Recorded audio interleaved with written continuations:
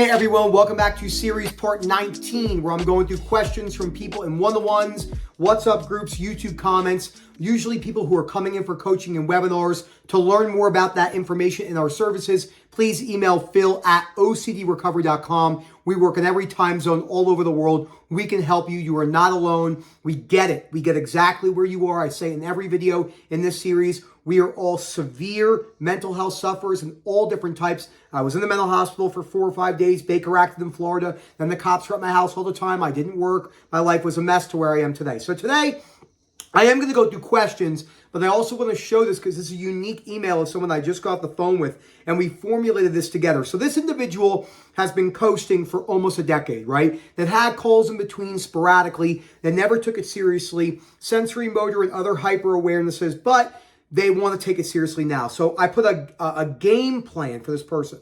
I said, you have been running from discomfort for so long that you crave that discomfort without even knowing it. So when you go towards this, your OCD will do everything in its power to stop you from moving forward.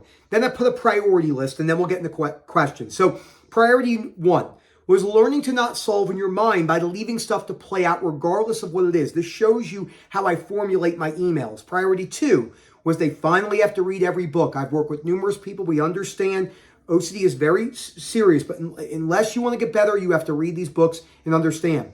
Priority number 3 was leaning into all anxiety when they're looking at people. Where are my eyes tracking? Am I blinking too much? Sensorimotor-based fears, etc. And leaning into the feeling of being just wrong.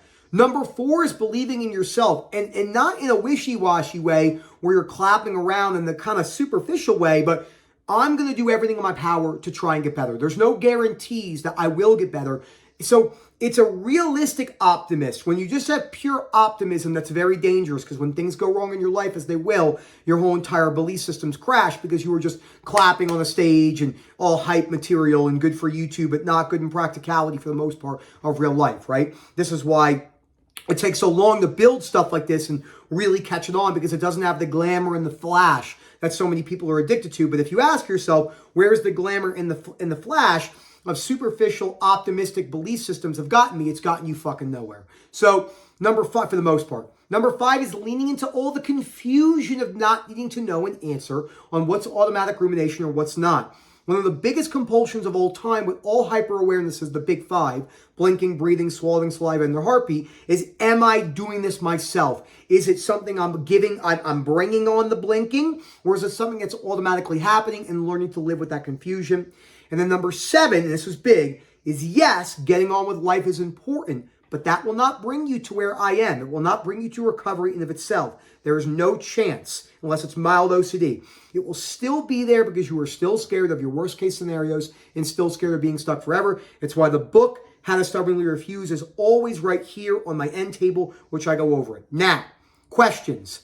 How to cut, this is just a general basis. How to cut compulsions. Well, number 1, you need more than likely to educate yourself on what your compulsions are. Some of them will be automatic and difficult to spot. Number 2, as a lot of people come in, they buy a single session, a couple calls, and they say, hey, I just want to cut these couple compulsions and go on my way. That's not going to work like that.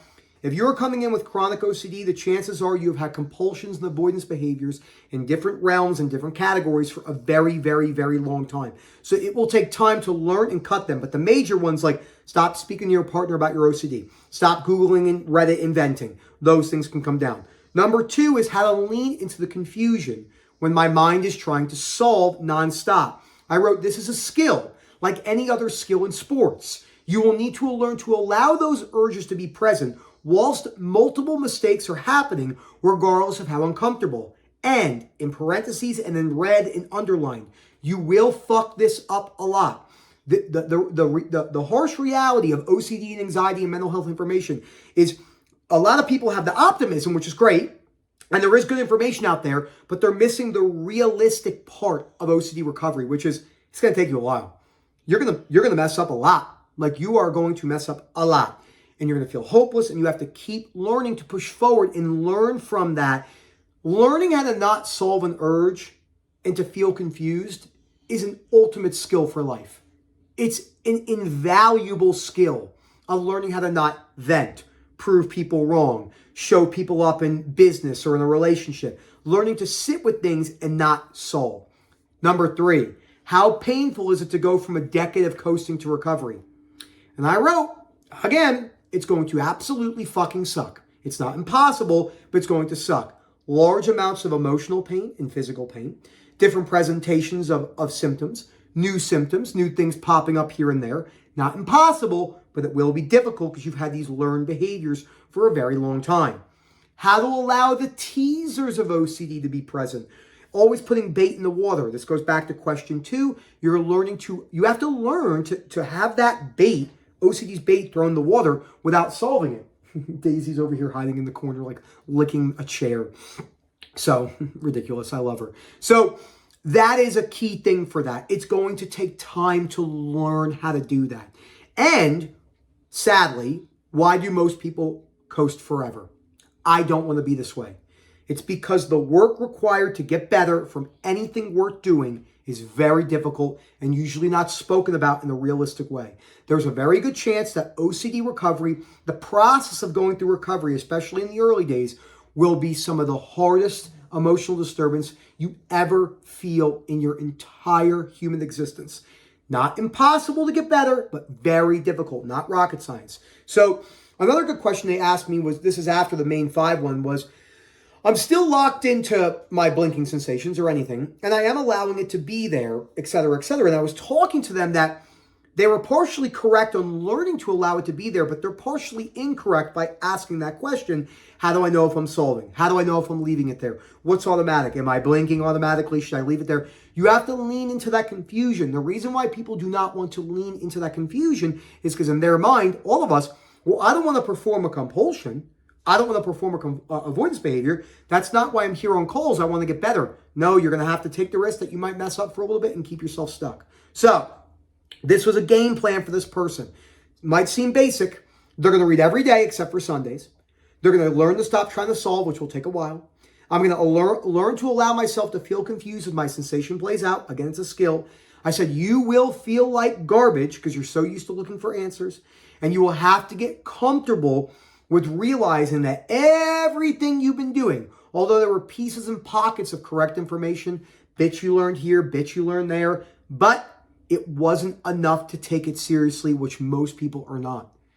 Watching this individual too, you don't have to be super careful, but if you're watching 2-3 YouTube videos a day, it's not good.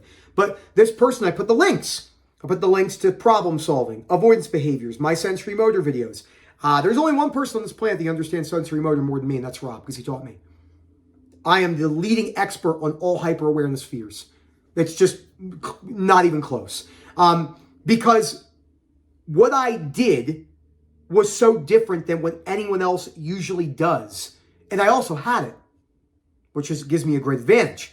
When I came in from Rob, remember, different providers, different big facilities, well-intentioned people. I say most of these people don't wake up every day and say, my goal is to ruin Nick's life. That's not what they do. Their goal is to wake up and help people, but because they don't have the lived experience, especially with hyper-awareness and sensorimotor, exposures matter the least for sensorimotor hyper-awareness. Whether that's Big 5 standard, any other type of hyper-awareness and consciousness, pain fears, CRPS, and TMS, which doesn't really matter what we call them. Those ones are a little bit different in presentation, right? We don't need to go into too much detail, but exposures for them are a little bit more important, outward exposures, because they have been avoiding those things for so long. But life is the exposure. That is it. What I tell people with all these hyper-awareness fears, IBS as well, headache, tension, dizziness, your life needs to look exactly as it would as if you didn't have this. That may look different for every person. It also means that some symptoms might linger for quite a few years. Your nerves have been sensitized for a long time, my friends. So that is critical. Phil@OCDrecovery.com. Let me know what you think. Always a pleasure. As always, enjoy the rest of your day.